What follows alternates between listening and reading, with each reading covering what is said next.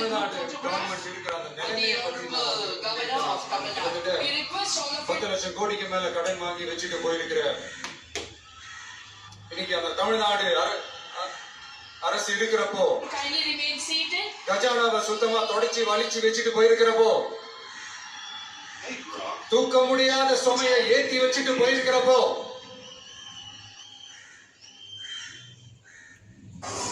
அப்படிப்பட்ட ஒரு நிலைமையில தான் இந்த பொறுப்பை நம்ம கையில எடுத்திருக்கிறோம்.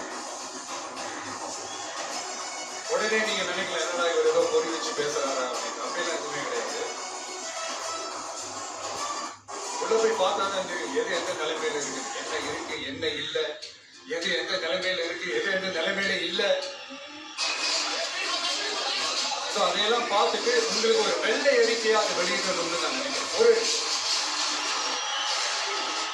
ஒரு டிரான்ஸ்பரண்டான ஒரு கவர்மெண்டா, அதாவது இன்னைக்கு நம்ம தமிழ்நாடு கவர்மெண்ட் இந்த நிலைமையில தான் இருக்கு அப்படின்றத சொல்லிட்டு I just want to take it forward from there.